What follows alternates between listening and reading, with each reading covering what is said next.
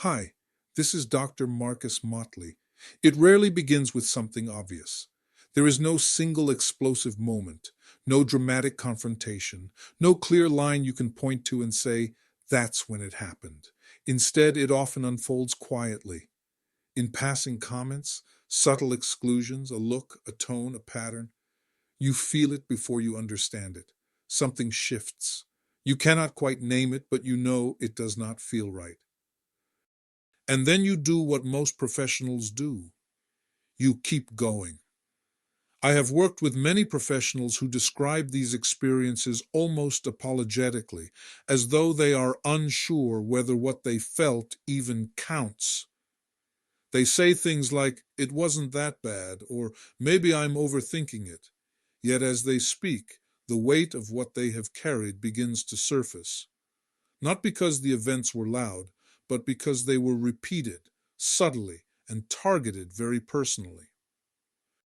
Let me bring you closer to what this often looks like. It is the meeting where your idea is ignored, until someone else says the same thing and is praised for it.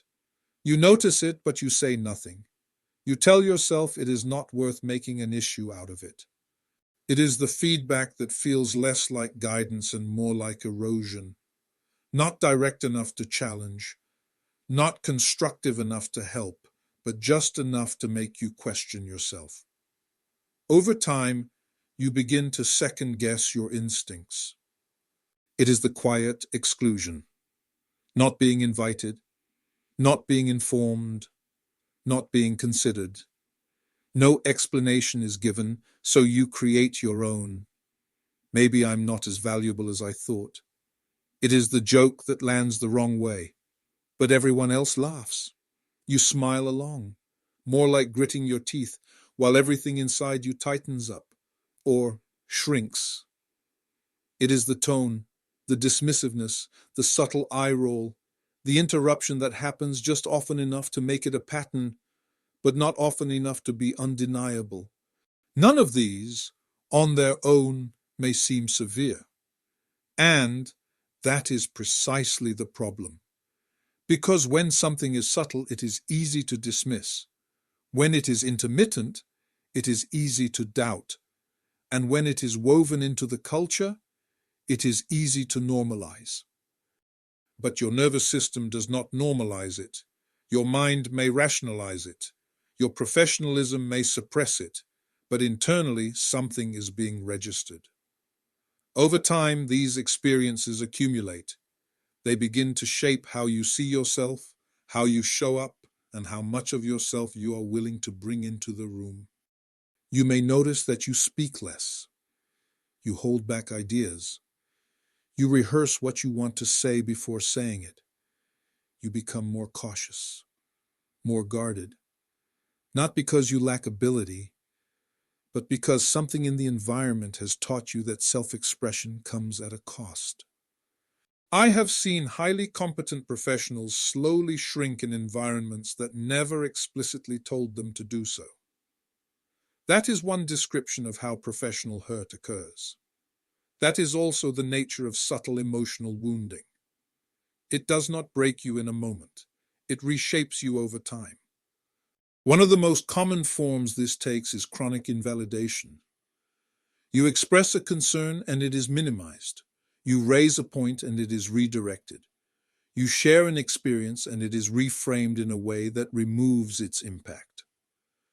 Eventually, you begin to question not just your voice, but your perception. Another form is quiet humiliation. Not overt embarrassment, but small, repeated moments that place you just slightly off balance in front of others.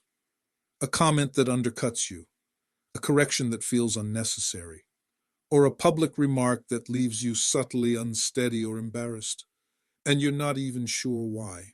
Then there are the microaggressions, those brief, often ambiguous interactions that carry a sting. They are easy to deny, easy to overlook, and difficult to confront. Yet they linger, they accumulate, and they communicate something lurking beneath the surface. And you feel it, and because you feel it, it matters. Over time, these subtle experiences can lead to something deeper, a kind of internal shift where your confidence is no longer assumed but negotiated, where your sense of professional identity becomes less stable, and where you begin to wonder whether the problem is you. In my work, both in clinical settings and in coaching conversations, I have come to recognize how widespread this experience is, and how rarely it is named. Many professionals are not dealing with dramatic abuse, but with something more insidious, a slow, quiet inner erosion. What becomes important then is not just recognizing these patterns, but responding to them in ways that protect your sense of self. You begin by trusting your internal signals. If something feels off repeatedly, it deserves your attention. You do not need a dramatic event to justify your awareness. You can also start to observe patterns without immediately judging yourself. Instead of asking, "What is wrong with me?" you might ask, "What's happening here and how is it affecting me?" Another powerful shift is reclaiming your internal narrative. Just because something is implied does not make it true. Subtle environments often communicate messages indirectly. However, you have the ability to decide which messages you accept and which you question, and which ones you totally reject. And perhaps most importantly, you need to stay connected to your competence, knowledge, and expertise. Not the versions of you shaped by that environment, but the versions of you that existed before it, and still exist within you. There is more to be said about this, much more. In fact, the quiet and often misunderstood nature of these experiences is one of the reasons I felt compelled to explore them more deeply in my forthcoming book, Healing from Professional Hurt. Because what many professionals dismiss as just part of the job is, in reality, shaping them in ways that deserve attention, understanding, and ultimately healing. If you recognize yourself in any of this, you are not imagining it, and you are not alone. What you are experiencing may be subtle, but its impact is not.